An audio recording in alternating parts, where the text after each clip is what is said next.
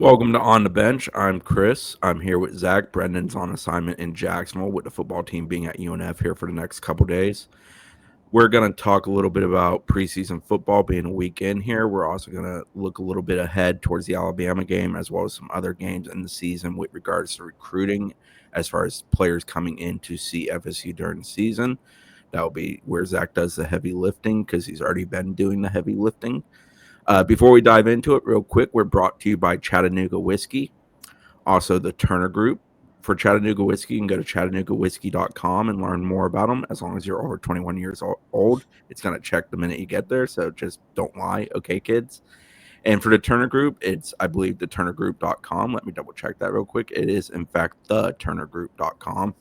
They are great. Zach can attest to it. If you ever have questions on them, you can reach out to Zach, Brendan, or I, and we can direct traffic for you, get you in connection with them, buying, selling, any home needs.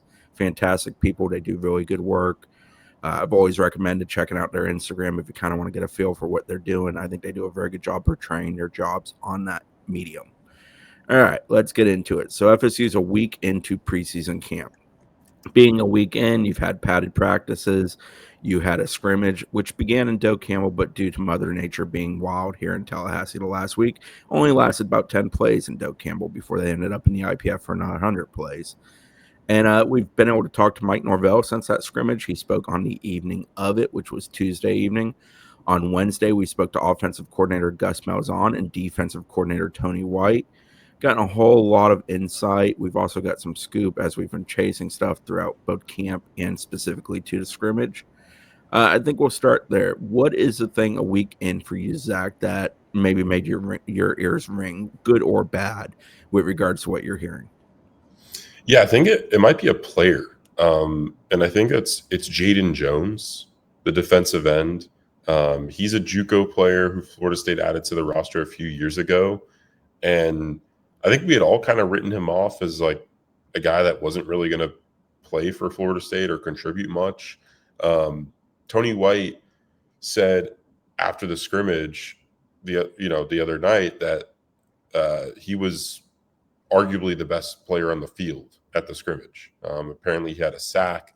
We've heard, before that scrimmage that he has made several impactful plays at practice, and he's a guy that's legitimately pushing for a, high contributing spot on the two deep. And it just kind of goes to show that, I think in Tony White's scheme, everyone has a shot, right? Like it's a clean slate. He's giving everyone a chance to kind of prove themselves.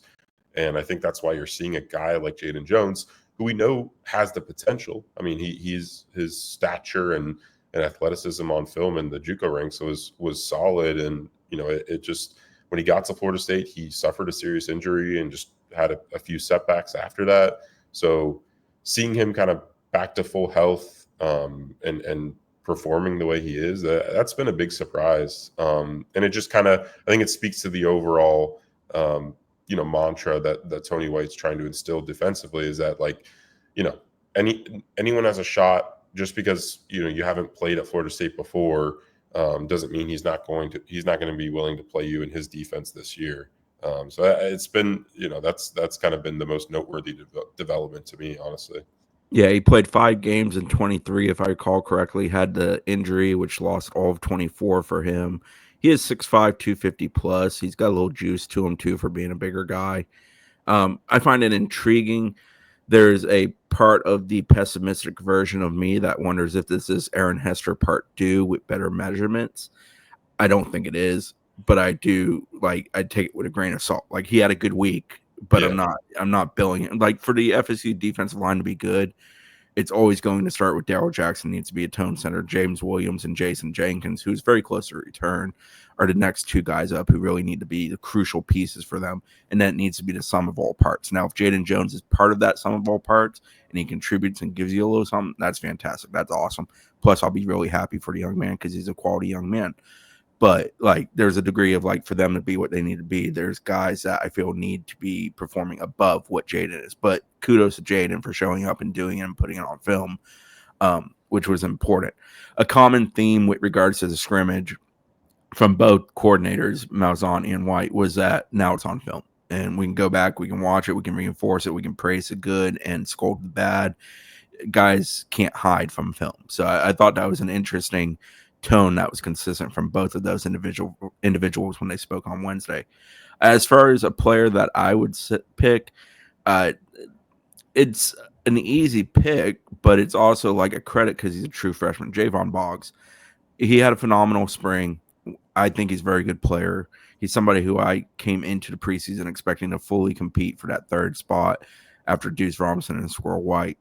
The thing there is that he is a true freshman, and sometimes with that there comes peaks and valleys, lulls, and just you start hitting a wall sometimes as a true freshman. I think that happens. It's a different mentality towards football than you've ever been accustomed to in your life prior to that point. So sometimes that creates a moment of a drawback. He hasn't had that. He had a very, very good first week, earned a heap of praise on the regular from a multitude of coaches and players. And I just think that's an excellent sign for FSU.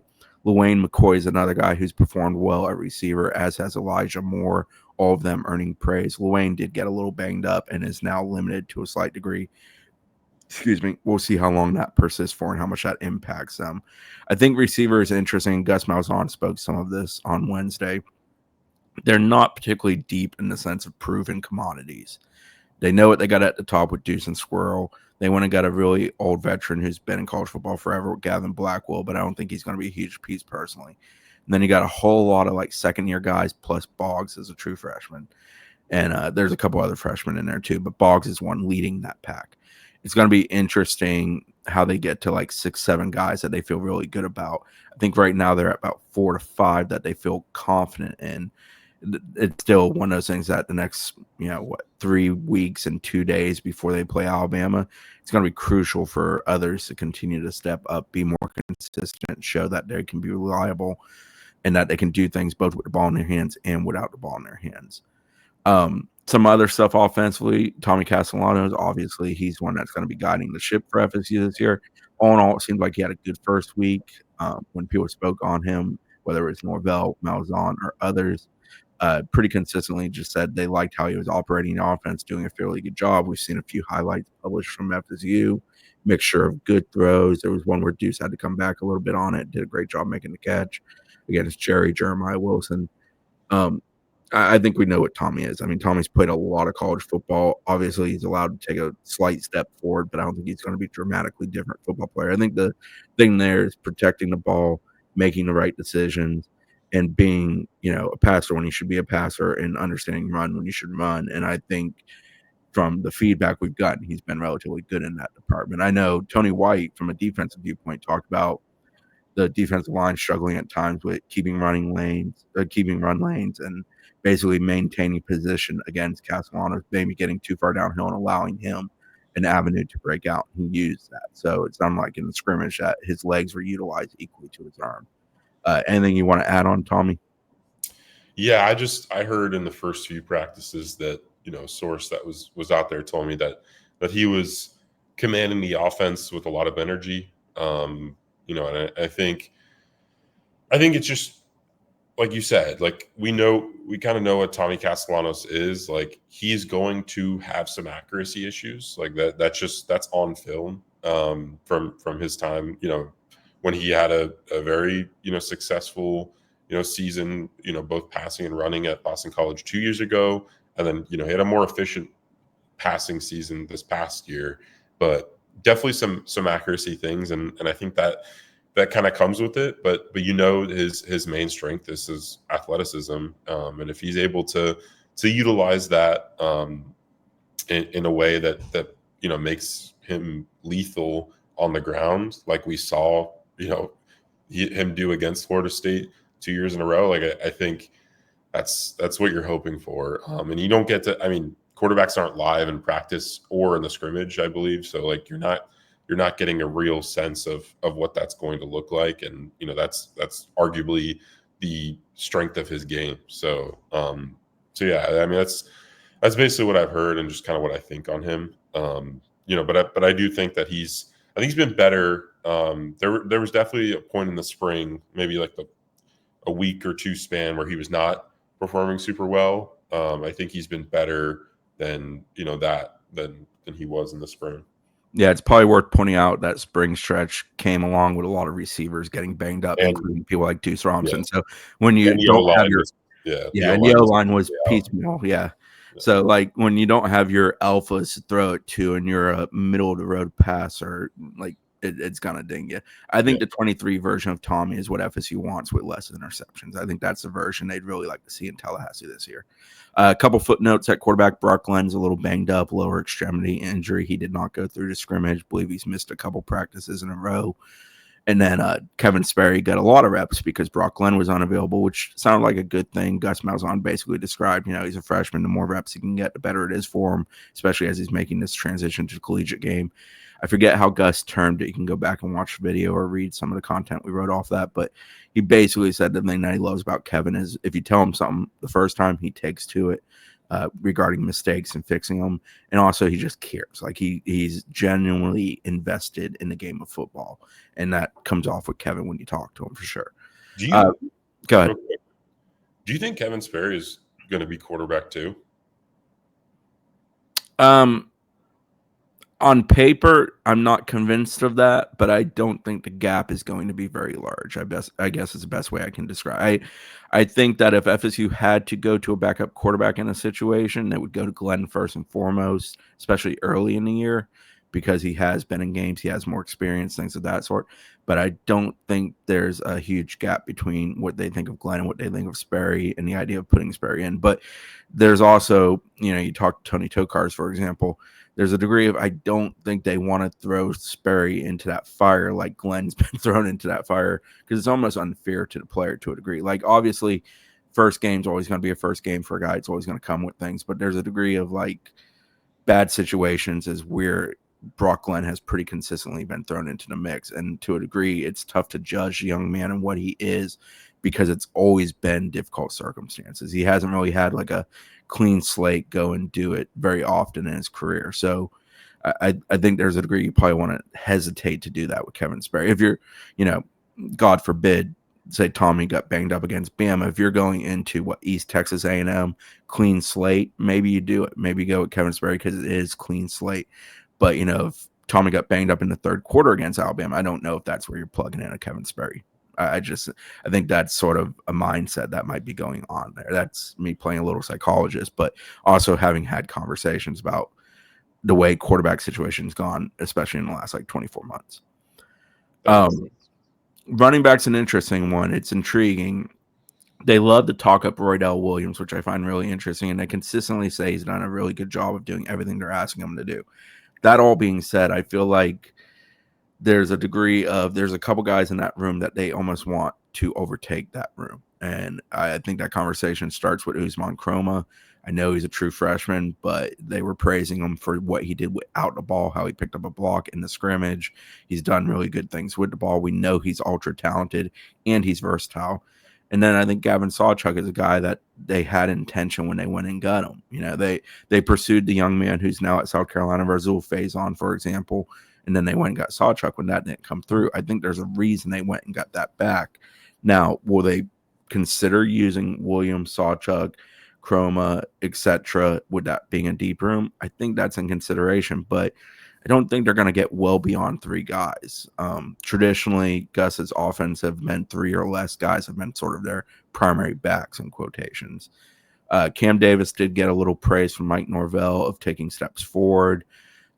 Found it to be interesting wording. I don't think the offensive coordinator was in love with Cam Davis when he walked in the door, is the best way I can put that. And I think Cam is learning to be the player he needs to be successful in a Gus Malzahn offense. But yeah, running back's going to be an interesting one to me of who gets that first series against Alabama, or which multiple guys if they go split backs. I really think there's a legitimate chance that Chroma is a guy out there. And I think Sawchuk, but Roydell is also hanging around in that conversation to me. I don't know if you have anything really to add to that, Zach. I just find that to be probably the most intriguing offensive position for them. Yeah, it's definitely the most wide open, sounds like, besides maybe the wide receiver 3 spot. Yeah, I mean, it just I think it comes down to, can Chroma completely grasp the offense? Can he do everything that's required of him? Because I mean, he's not even a true freshman who's an early enrollee. He's a guy that enrolled over the summer. So that, he's further behind, the guys that were there, since January that began to learn the Gus Malzahn offense, like Roydell Williams. But, Gavin Sawchuk's a veteran player. The most intriguing thing to me is like I think this would be less interesting if we were talking about Florida State last year, because we knew that they just cycled through backs a ton, right? But with Malzahn, if he loves a back, he's gonna run the heck out of that back. There's a potential FSU will run 40 to 45 times per game on average this year. Yeah. That's a Malzahn number. If you're taking a dozen of those to the quarterback, that leaves 33 for the backs and others for touch it, but primarily the back. So, yeah, there's a degree that there can be a primary heavy load running back. Yeah. It's been that way for him consistently over his career, that he has that kind of top back that he feeds carries to. And, I think we all think that Usman Kroma, if he can reach his ceiling, pretty early on, and be ready to go, like he's the guy that's going to give them the best chance to win, games and kind of unlock, another, layer of that running game. I think Roydell Williams is kind of that, maybe more consistent piece that you feel good about. Like it seems like he has a good grasp of the offense. He's getting a lot of first team reps through the first, week of practice. But I think, like you said, Chris, I think they kind of hope that Usman Kroma can, strive to completely grasp everything they're asking him to do and take on that kind of leading role in that room. And Gavin Sawchuk, I think, is in that same boat. I've heard good things about him. One of the sources that was at practice told me that him and Kroma look like the two, backs with the most juice out there. So that's not to say that, Roydell Williams is clearly getting a lot of first team reps so far. Like he's probably the favorite to run out there for the first play against Alabama as of right now, but we'll see how the rest of the camp goes. I thought, let me know if I'm wrong, but like every time Norvell talks about Kroma, he almost has to contain himself. He called him a superb talent, I believe, on Tuesday when he was speaking.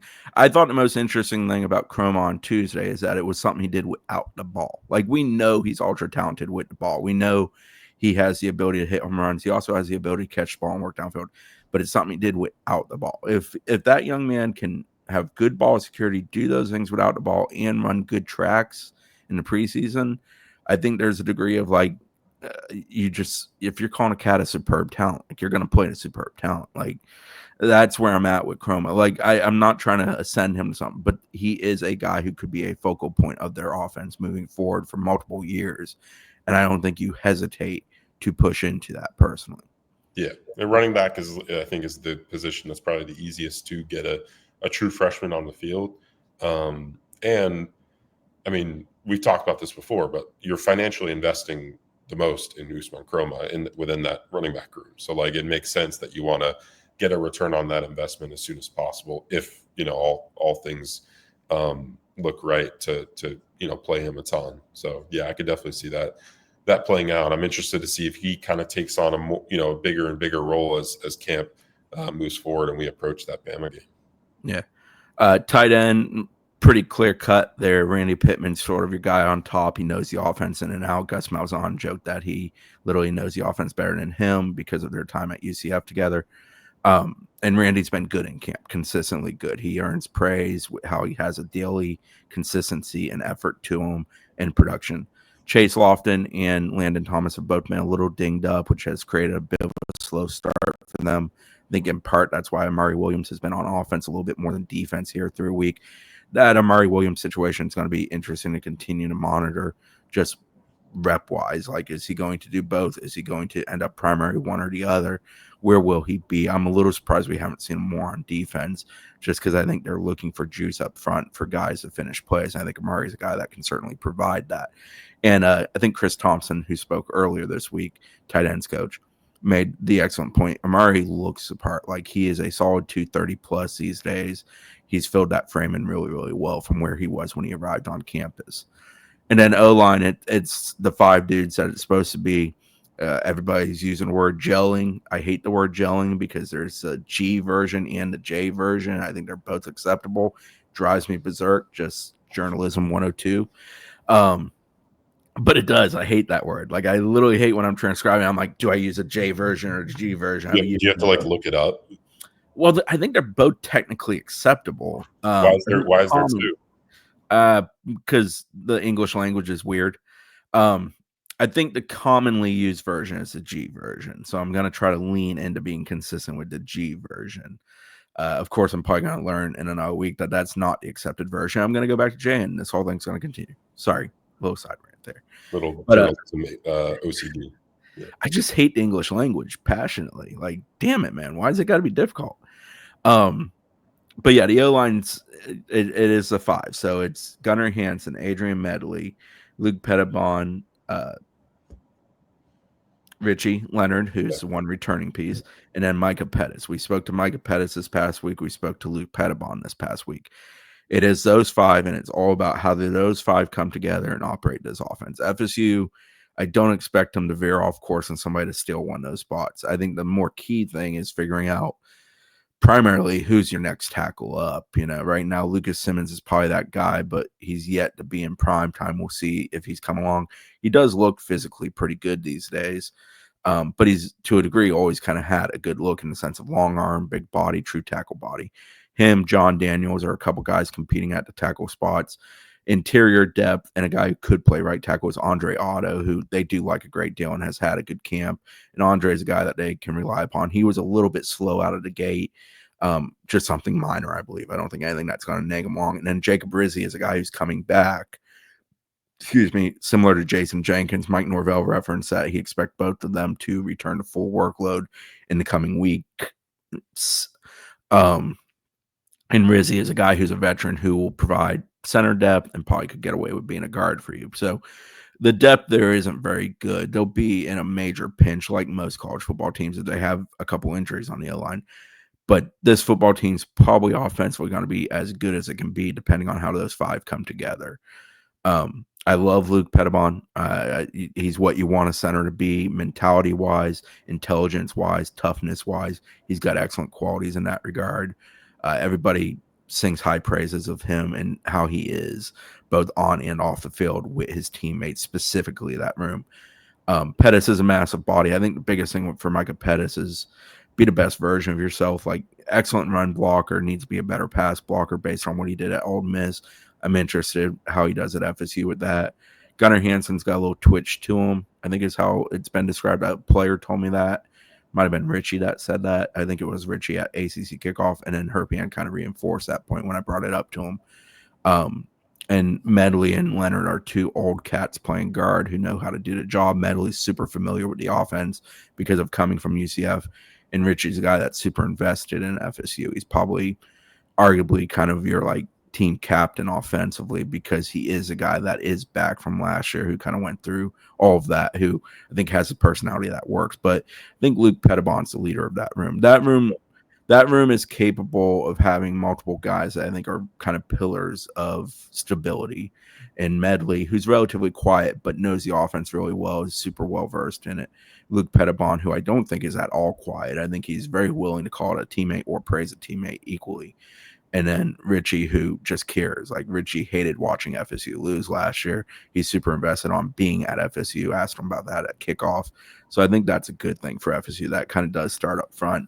But returns on what that group has done, it's been kind of a mixed bag. Off the scrimmage, heard that they had some really good moments where they carved out nice holes, moved people, gave a pocket to Tommy. There were other moments where they weren't all 5 on the same page and somebody broke loose and there were some issues caused. They did allow a couple sacks. Jaden Jones, James Williams had a couple of the sacks that were mentioned.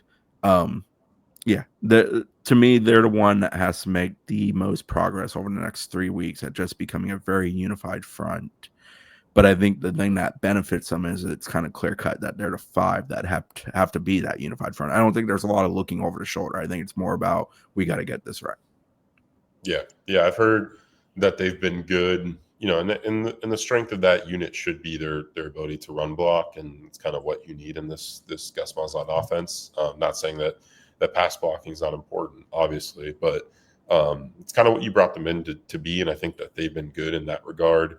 I mean, the most important thing by far is just this five needs to stay healthy because of what you mentioned, Chris. I think there are concerns about the depth. Getting someone like Jacob Rizzi back is big because I think he's kind of that main depth piece, guy with experience, obviously.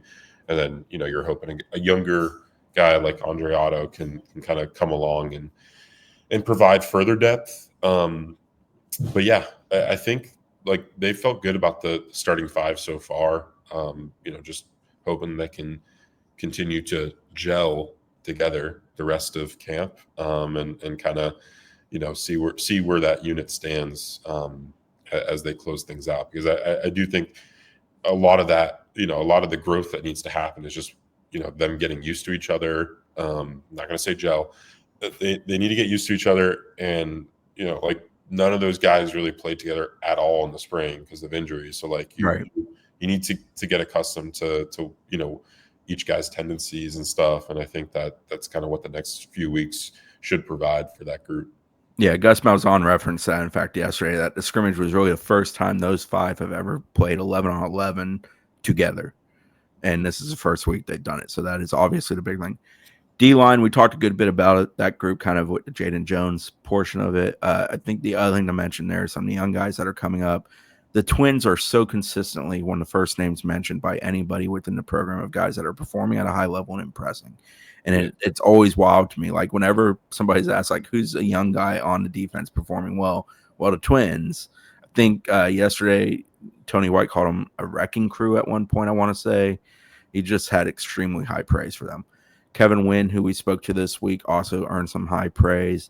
I think Kevin Wynn's going to be a really big piece behind Darryl Jackson. He's basically working directly behind Darryl Jackson. Really good for him to be working behind a guy who is built in a similar manner, albeit a little bit taller, but sort of brings the same kind of people-moving business to it all. Other young D linemen, I can't think of anybody immediately offhand that they've heaped a lot of praise on than those three. Those are the main three. But they do like that group. I find it interesting, and it's unfair because it's a ranking by one outlet that creates the expectation.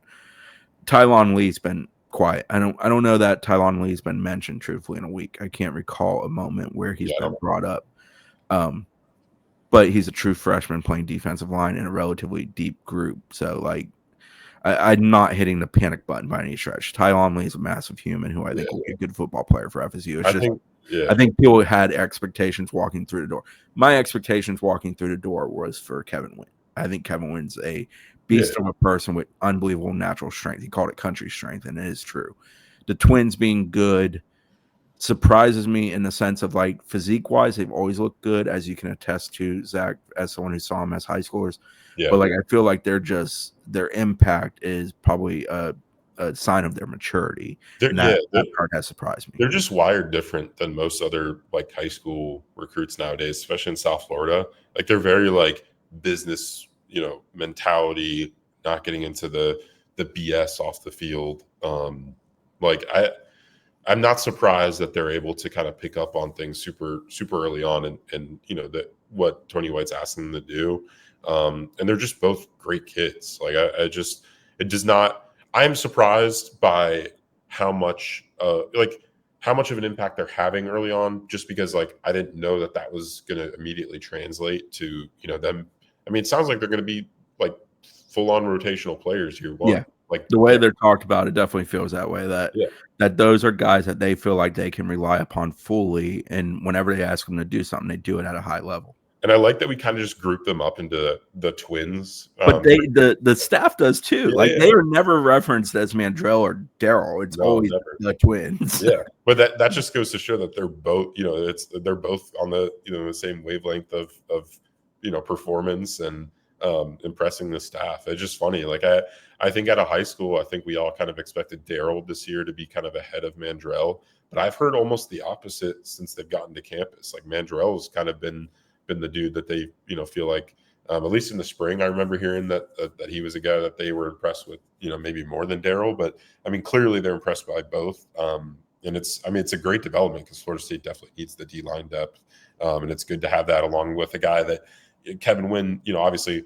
much higher ranked out of high school. I think he was the highest ranked guy that they signed, maybe along with Usman Kroma, in last year's class. And he's a guy that obviously is someone that you expect to kind of be a block destroyer, and I think he's kind of lived up to that. I think all it took was him kind of shedding some weight that he had when he first arrived on campus, and it's kind of unlocked the potential of his game. And I think we've kind of seen that in the latter part of the spring. We started hearing a lot of buzz about him performing better, and then through fall camp, the first week, I mean, it's been the same. So it's been good to hear about that group.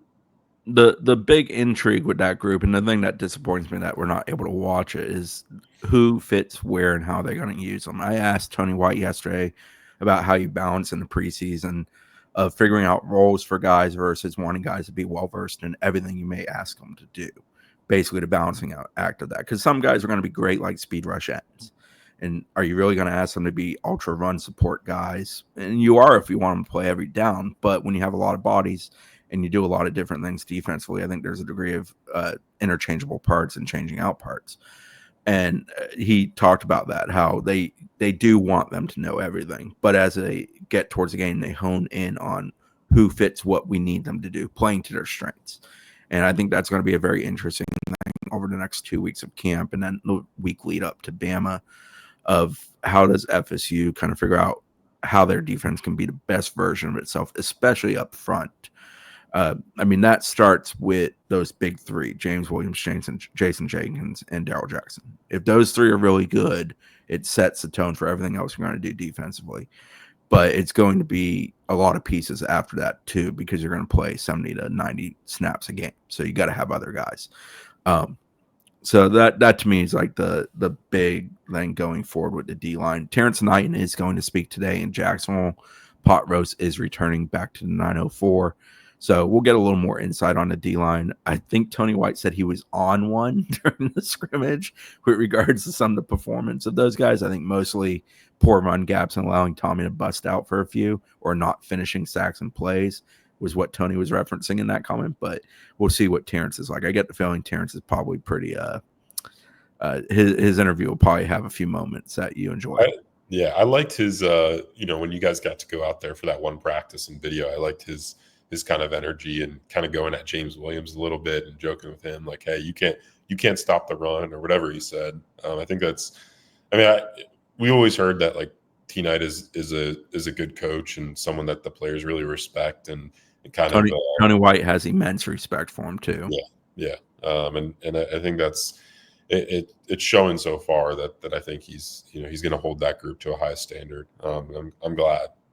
I do think, and no knock on Odell with this comment, because everybody I think that listens to this regularly knows what I think of Odell and how highly I think of him. I do think there's a degree of coaching is going to make a difference with this bunch versus what we dealt with last year. I think that's especially true at wide receiver personally. But between Tony White, Terrence Knight, and Tim Harris, some of the tone and the way they go about it, I think is going to help.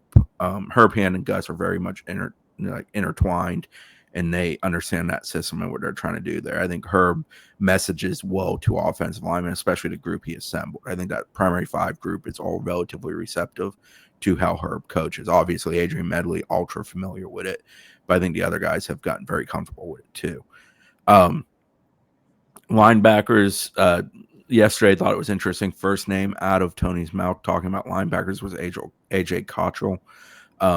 Yeah, he also mentioned OG, which is Omar Graham, Elijah Herring, and Juice. I believe were the four that he primarily mentioned. People are going to point out Blake's not mentioned there. I think Blake's been okay in camp, but like hasn't yet done it. Yeah. I do think right now their starting group is probably Elijah, OG, and Juice. Yeah. I've heard Elijah's like they love Elijah. He's like the dude in that group. Like if there's going to be like a big difference maker, like it'll be Elijah Herring. The question with Elijah is where they're going to line him up. He intends to play Mike. That's why he came to FSU. That's what he would like to play. And they have repped him there a ton from what I understand. But he has worked other spots. He has worked every linebacker spot as well as Jack Sam. And it's going to be interesting, basically, how do they get their best group out there? And I think Elijah is the piece that moves in that discussion. But yeah, they like Elijah a ton. I think Elijah's leadership in that group has been really good. They brought him in to be a tackling machine, and from what I understand, he's been very good at that. That he's regularly in the right position, does an excellent job finishing plays, and is willingly physical player. Like his physicality shows up. And if you've listened to any press conferences over the last week, dominant contact and physicality is a regular theme. Tony White spoke in depth about that at the end of yesterday's press conference when he spoke. You can go listen to that quote. I thought it was very good. They intend to be a physical football team. Obviously, every football team that's ever lined it up, that's an intention. But you can tell it's a daily mantra with this group, and especially the new staff members. Yeah. And I think what's interesting to me, and I think it's probably a strength, is just how many different spots each of these guys have trained for in the linebacker room. I think, I talked to T Knight at the spring luncheon, and he spoke about the jack position and the players at linebacker who will factor into that. And Elijah Herring was a name that was, that he mentioned as a guy. Omar too, I presume. Omar, I think Juice as well. So, I mean, they clearly, I think that room's going to be pretty malleable. And I think, a big reason for that is just how highly they think of like the IQ of those guys in that room. Like, I do think that they're kind of the, Tony White kind of talks about them like the centerpiece of the defense, literally, obviously, but like, I think mentality wise, like, I think they're kind of the leading group. And I think that's kind of the reason why they trust them in so many different roles. And I think you're going to see a much better linebacker play this year than we've seen, in previous years under Norvell's tenure. It's kind of been, obviously a weakness aside from that 1 year with Deloach and Bethune. And I think, just the way the linebackers attack in a 3-3-5 defense, I think kind of fits to some of these skill sets, like an Omar Graham, who, we talked about. Like, if you turn on the high school film, it's basically only pass rushing clips. And he's getting home to the quarterback a ton. Yeah, he talked about that. Omar spoke earlier in the week, and he did speak a little bit about how he harkened back to his old days with some of that. Yeah. So, but that's not to say that Omar hasn't learned how to be, more traditional, middle or outside linebacker, like and helping in, coverage. Like, he had some good moments last year. I think Miami game kind of stands out as one where he played better. Obviously the team, didn't play great, but like, that was a solid performance for him. So, I mean, cautiously optimistic about the linebacker room, just because I think you do kind of lack the high-end athleticism in that room. Wow. The most athletic guy is a guy that's not getting talked about a ton. Which is interesting, right? Like, Blake Nicholson should be the guy that is, you would think is factoring in more, but he really, just there hasn't been a ton of buzz. Like, I think he's in that rotational group, obviously, but I wouldn't project him to be a starter as of now. Would you? No, I think if they're going with three, it's Elijah, Juice, and Omar. Yeah. One side note with 3-3-5 is, like, obviously watch Nebraska and what they did with Tony as a coordinator gives you a good idea of some of what he does. And all 3-3-5s aren't the same, but I think back to some of those NC State 3-3-5s where they usually had a guy up front who just kind of mucked it up, caused issues in the sense of claiming a couple blockers and basically creating a man hat game where you had an extra hat. But like, the linebacker play was always guys very quickly downhill, very physical, ability to rack up tackles, ability to finish plays at a high level.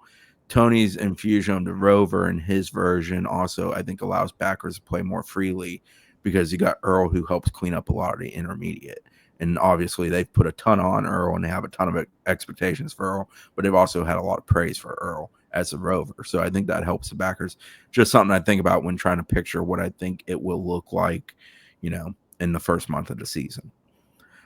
Speaking of the secondary, Earl Little, Rover, sort of like locked in, ironclad guy at this point with that spot. They love him. They love his physicality. Earl's a mature kid. He weathered a nasty storm early half of last year where he played really poorly, and I think he's come out really positive on the other side of that. I think the big surprise in the secondary for me is KJ Kirkland, and it's not a huge surprise, but he feels like the guy that's ascended a lot. From what we understand, regularly getting starter reps, mentioned as physical yesterday by Tony White. That's one of those words you circle when you hear it. and just playing really good football. And KJ is an excellent athlete from an extremely athletic family. Not surprised by him performing well. Just feel like he arrived a little bit quicker than we thought maybe that would happen. Yeah, and it's interesting because I think the other player competing for that starting role at one of the safety spots is Shaheem Brown, who obviously is a super, veteran player for Florida State, a guy that's played a lot of snaps and made a lot of plays throughout his career. So to hear from multiple sources that KJ Kirkland was getting most of the first team reps at that safety position over the last week was surprising. Besides Jaden Jones kind of emerging onto the scene, like that might have been, right behind that as a surprising development in the secondary. But if Florida State's trying to be a physical team, you put 6'1", 200+ pound KJ Kirkland back there, a guy who can absolutely run. He was a track star at high school. Like, that's kind of what you want. Like if he can grasp the defense, like obviously he had some struggles last year in the limited role in FSU secondary, but if he can grasp this defense and what Tony White's asking him to do, like I think he's kind of the highest ceiling play in that safety room. Whereas I think Shaheem Brown kind of serves as like a capable, reliable backup. I wouldn't hate that setup for Florida State at safety. And then you look at the other side. I think Edwin Joseph might be the other safety that's standing out. The most aside from Little. Edwin was praised right alongside Earl for the scrimmage in the sense of like when they talked about him synonymously. Corners, obviously Jeremiah Wilson, Jerry actually referenced working with KJ a couple times during the week when he spoke earlier in the week. And then the other corner is Jabril Rawls, who it's been a bit here and there of praise of him. Nothing that's been like where it stands out a ton. Quindarius Jones was just getting back into the full go of it this week. He was a little banged up from what Mike Norvell said. He's the next guy pushing. And then it's that fourth corner that's probably the most intriguing battle of that bunch, which is like Kai Bates, Charles Lester, those younger guys. Both Kai Bates and Charles Lester were mentioned in the last couple of days, specifically to the scrimmage as making plays and doing things. So I think that's the intriguing part of that depth as they develop it. Backup at Rover is almost certainly Ashlyn Barker, which makes sense. He's almost a linebacker playing safety. It fits the idea.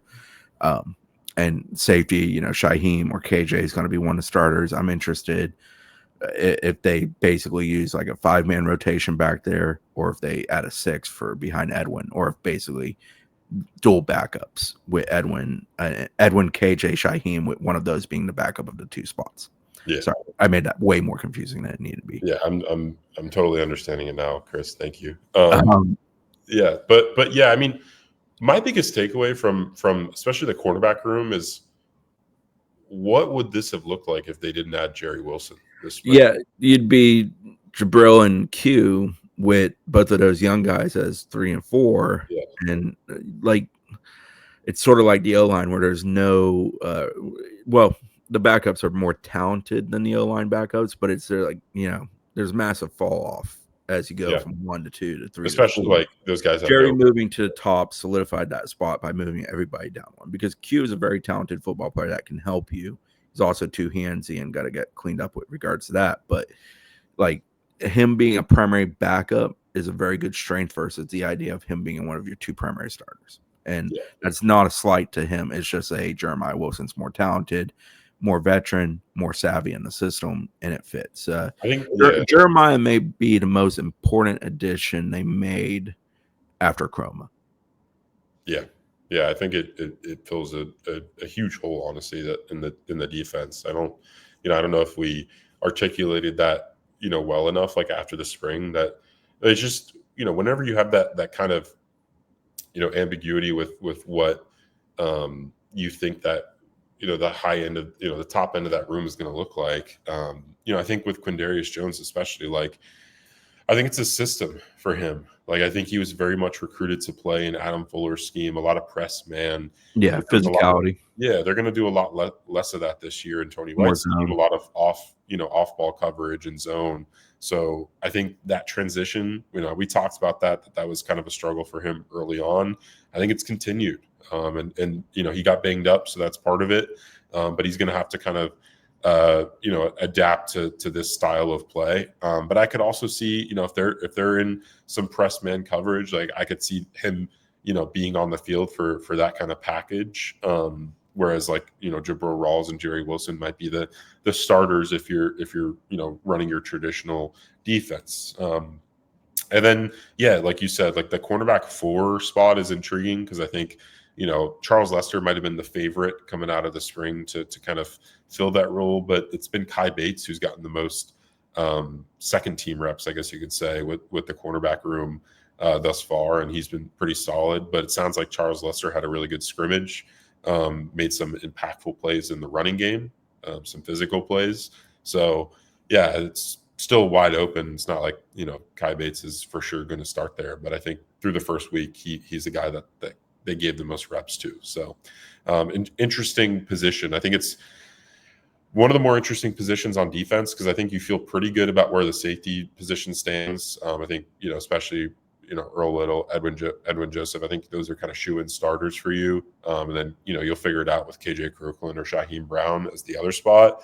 But I think there's still a lot of, the cornerback 2 and cornerback, 4, I guess, positions for Florida State. I think those are two interesting storylines that kind of, remain unsolved, I guess, through the rest of fall camp. I guess we'll get a better idea of that as the Bama game approaches.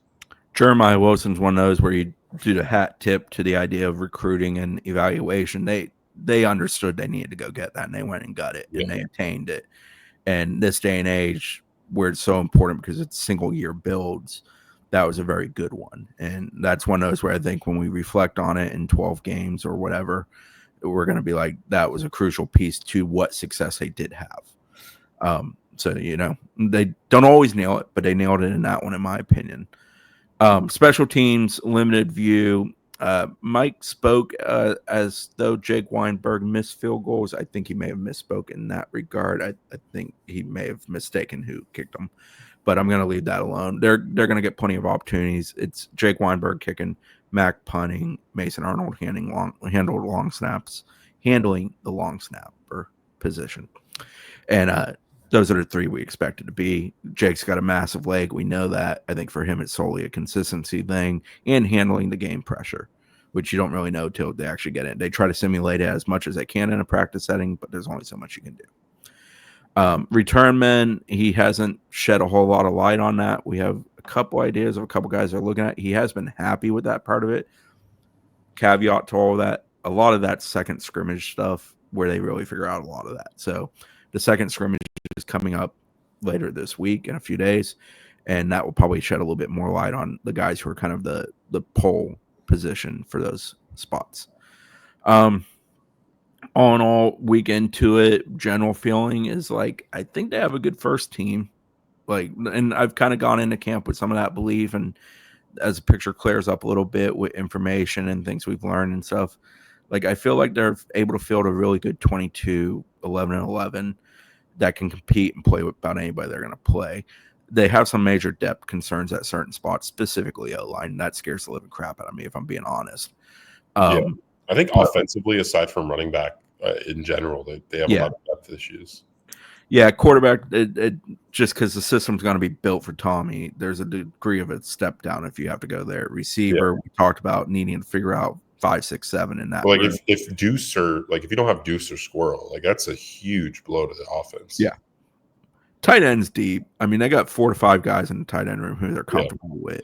But there's a degree of they want the variety of what they have in there. So if you were to lose one, you lose that variety piece.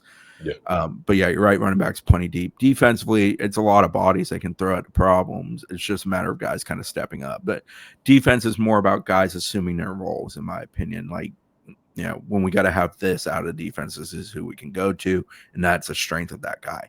And that's something they're figuring out as they go through this preseason.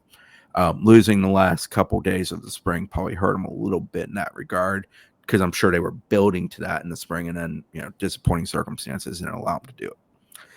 All right, turning the page to recruiting here for a few minutes. Bama game is in 23 days. Good God, that feels soon. Zach, you got plugging away last week on a visitor list. Anything stand out to you and kind of set the stage for what Bama game from a recruiting perspective means for FSU? Yeah, so I mean, it's going to be obviously the first big recruiting weekend of the season. I think we'll see two big recruiting weekends at least. That's just I think they kind of right now are operating like we're going to bring all of our top recruits to the Bama game and then the Miami game on October 4th. I think that's kind of the plan as of right now.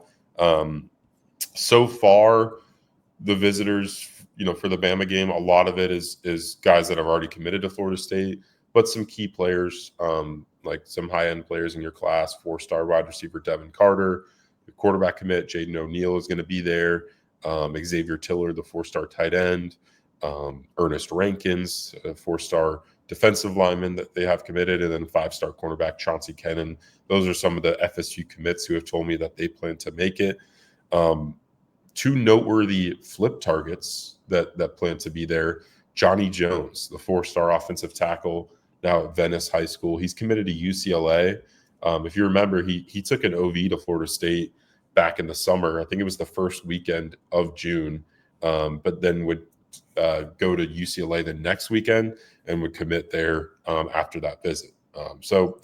Yeah, I mean, Florida State's the most noteworthy development from that is I think Florida State's very much still active in the offensive tackle market in the high school ranks after adding Deron Parks, who I think they consider as an offensive tackle. I know there's some question whether he's an interior player or not. We'll see. But I think they're kind of thinking of him in that regard. Yeah, I mean, Johnny Jones is a legit offensive tackle. I think he's got a 7-foot plus wingspan. He's 6'6". A guy that it was an interesting recruitment because he didn't have a ton of like in-state options besides Florida State. FSU was kind of that only in-state school that was that hosted him for an OB. Ole Miss, Vanderbilt, Colorado, some of the other programs that were involved, along with UCLA, where he's committed. I'm interested to see kind of what kind of maybe financial investment Florida State puts forth towards that recruitment. I think that it would make a lot of sense for them to add a tackle body like Johnny Jones because although they did add Deron Parks, I would not consider him your traditional maybe left tackle. I think that's kind of still a need for them in their 2026 recruiting class. And then the other player, the other flip target is at the linebacker position, Isaiah Williams. One of the more few people just got triggered. Go ahead. Yeah, one of the more eventful recruitments, to put it lightly, of the 2026 cycle. He's made 5 commitments to this point, Chris. 5, including one to Florida State last year. But since his commitment to Florida State, he's also committed and decommitted from Florida, and he's now committed to Ole Miss. He's almost certainly not going to end up at Ole Miss if we've learned anything in his recruitment to this point. And obviously no hate to the kid. Like I think he's kind of learning through this process, and I think his camp is kind of doing their best. I think he's got I know some of the people around him, and I think they're doing their best to try and advise him to this point. They weren't around like through his like his whole recruitment, but I think they've kind of come into the picture more recently. So yeah, Florida State's still involved there. I think, this is supposed to, Johnny Jones too, obviously, because he already took an OV. These are unofficial visits that I'm talking about. Isaiah Williams is a guy that Florida State is very much playing the long game with. Like, I think they will try to get him in for an OV as late in the season as possible to get that final impression, because we know to this point he's been very impressionable. So I think that's kind of the plan for Florida State with Isaiah Williams. He's obviously a really talented player if schools like FSU, Florida, and others are still recruiting him despite the craziness of this recruitment. So like that's I think it just speaks to how talented they think he is, that they're still willing to invest a lot of time and effort into recruiting him. Chris, like I want to hear your thoughts on this. What do you think this is a worthwhile time investment? I think it's a great thing to invest time in the very last second that ink hits paper and he's getting ready to enroll. Yeah, I think anything leading up to that, you're just setting yourself up for a disappointment. I get that, but you also, I mean, I think Isaiah, he has an injury, which is always a concern because you're always worried about how somebody's going to come back from such a thing. But the good version of Isaiah Williams is as talented as what his recruitment sort of makes it out to be. Like, there's a reason schools are invested in a kid that has made 5 commitments, and it's because the talent is immense. The athleticism is pretty special. There's also the red flag of 5 commitments. It just is what it is. Not trying to be rude about it.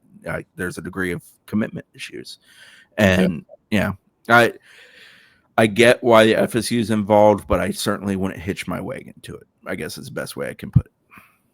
Yeah, agreed. And I think so. The other position that Florida State's still in the market for, and maybe the position they're in the market for the most, is edge rusher, Jack linebacker. Sorry, Noel's 24/7 message board.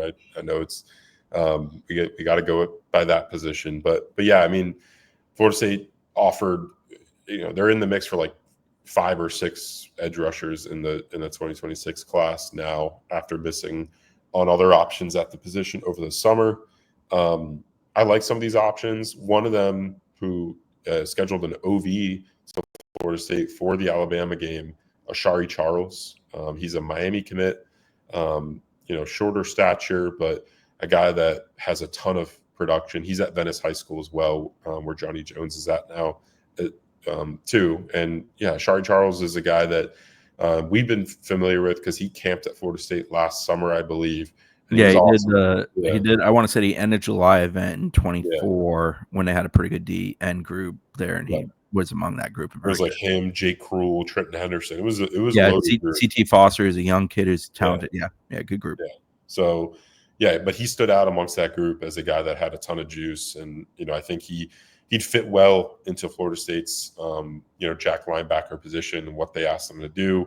I mean, primary role obviously rushing the passer, and that's the strength of his game. He is committed to Miami, so that's obviously noteworthy. But it does seem like his recruitment is open to other schools. Hence why he scheduled an OV to Florida State. FSU was the first school to offer him. I didn't know this until I went and looked at his profile. Chris probably obviously updated it, but like FSU offered him, I think, almost like a year before any other school. They offered him all the way back in 2023, and his next offer didn't come until into 2024. I think that was an example of Norvell going into the school, recruiting somebody else, and offering a young guy, Caden Henderson, linebacker at Berkeley Prep. He's a Jesuit. Yeah. Jesuit, thank you. Yeah. That's another example of Mike went to see a kid, offered a player really young, really early in the process, and kind of built that relationship from the get-go. Sorry. Yeah, I'm trying to think who could have been at Venice. Not Thomas Schrader, right? That was... I can't remember. I mean, obviously Charles ended up there, so maybe he was just in the area for Charles. But I don't think Charles was there yet when they offered Ashari. Gotcha. Yeah. Either way, I mean, he's a guy that obviously Florida State has gained some traction with. He told me he also has an OV set to Texas Tech. So we could see, where that recruitment may be headed financially. Texas Tech is for the wrestling fans in the world. Anytime Texas Tech is brought up in recruiting, Shane McMahon's theme just plays in my mind. Yeah, I mean the amount of money they're throwing around. I think they're favored to land maybe the number 1 edge rusher in the 27 class now. Yeah, LaDamian Guyton, who they're beating out Georgia for if they get. Yeah, and they landed the number 1 tackle, or one of the top tackles, in Felix. Hey, man. Yeah. As someone once said, if you're going to be a bear, be a grizzly bear. I love it. I love it for the sport. So that's kind of the main visit. The Miami or the Alabama game is going to be a huge weekend. I don't think we've confirmed close to the amount of guys that are expected in. I think there's going to be a lot of high-end 2027 prospects also there. One of those of note, 5-star offensive tackle Mark Matthews. He's a guy that Florida State's done a really good job with early on in that cycle. I think Herb Hand and Mike Norvell have both kind of played a role there. He's high on FSU, but a ton of other schools involved. Local Miami is obviously also going to take Texas Tech money probably to get him. Yeah, 100%. He's a legit offensive tackle prospect out of South Florida. Those are rare. He's a very, very good football player. So yeah, he's going to command a lot of money. But yeah, so that's kind of the rundown for recruiting right now. The main focus is that edge rusher, Jack linebacker position for Florida State. That's where they're trying to make additions at the most. And I think, running back is also one of note. There's been a recent development there. Amari Latimer, he's a Wisconsin commit. out of the state of Georgia, a guy that Florida State offered a long time ago, kind of spoke with, tried to get him to campus in the spring, but it didn't materialize. And now they're back in contact with him after losing their running back commit, Amari Thomas, a few weeks ago. And yeah, it sounds like Amari Latimer is at the very least hearing them out. They're trying to get him to that first game of the season against Alabama, potentially for an OV. He told me that he hasn't decided whether he's going for sure or not. But that is definitely something that both sides have talked about. He's a bigger back and a guy that I think Florida State has been high on. And I don't know too much about like his recruitment just because he's not a guy that we track super closely, throughout the spring because he didn't make a visit. I guess, Chris, what do you know about him? He's talented. So he is someone that they tried to get in, I think in January for junior day, and then again surrounding spring practices. And like there was back and forth for the spring practice one. It just never materialized. I can't remember. It was supposed to be at the very end of spring where obviously FSU canceled the last couple days.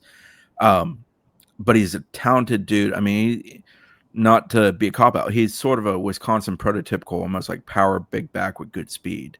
I like him a ton on film. I think he can be really, really good.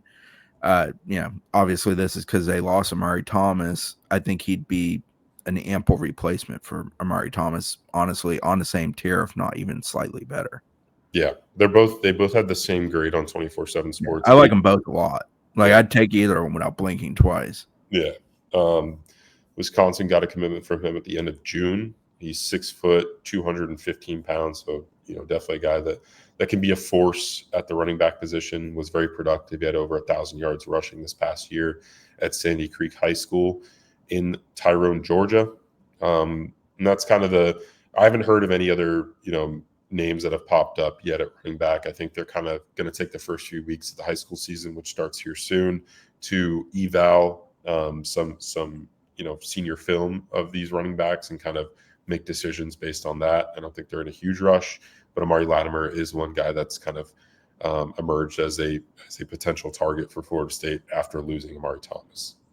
Two other Bama potential visitors. One who has told me he is coming is Logan Flaherty, 2027 quarterback. Wrote about him having a top 5 this week. 5 schools he's kind of focused on.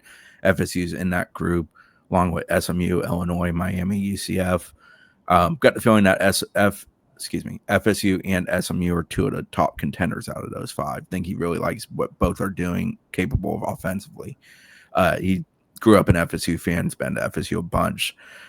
Good Q&A with him, talked about all the schools, sort of what's coming next. He's the guy who I think right now, as far as quarterbacks in that class, FSU is best positioned for, mutually positioned for. Is he deciding soon? He wants to decide most likely at some point during this season coming up, but he didn't set like a hard date. He's not basically holding himself hostage to a date currently. Gotcha. But he wants to put some more film in the world, get a feel for things. Probably wants to see how these teams perform, specifically FSU offensively, new system, I would presume, because like SMU, what Rhett is going to do at SMU because he's done it there for a few years now, so on and so forth. Shannon Dawson at Miami, for example, same circumstances. Scott's at UCF, and that's new, and that's another one he probably wants to observe. But yeah, he said preferably like sometime coming up in the fall. I kind of asked him, Jamison, Purcell, and a couple other quarterbacks in his class committed here recently. There was a bit of a run of like a half dozen quarterbacks in that class committing in about a 6 to 10 day period, and asked him if that kind of motivated him to feel like he needed to not speed up necessarily, but get himself into that portion of his recruitment. I didn't get the feeling that's where he's at with it. I think he has an idea of what he likes in schools, wants to see a little bit more. He wants to focus on his junior season, but he also doesn't want to wait this out forever. I'll be surprised if we get the next spring and he's in decision mode then. I think it happens before the calendar turns. The other young man mentioned, I talked to Brandon Collier. He runs PPI, which is an international recruit group. He's one of these people that knows every kid internationally who's talented and trying to come to the U.S. to play football. Gustav Henrik Ross, I'm probably mispronouncing some portion of the big Swede's name, but sounds right to me. Brandon told me that he intends to be at the FSU Bama game. I did not get clarity on if it's an official or an unofficial, but he's edged that FSU is pretty involved with that they would have a shot with. He blew up over the summer as he visited schools. He picked up a plethora of offers. Real quick, buy or Sonone, brought to you by the Turner Group. Well done. Do you like that FSU put so much onus recruitment out of the gate first game in a game where they're what, like an 8.5 point dog? I don't know that that's a buy or Sonone prompt, but I'll buy. Do you buy that they should do it, or do yeah. you Sonone that they shouldn't do it? I buy it.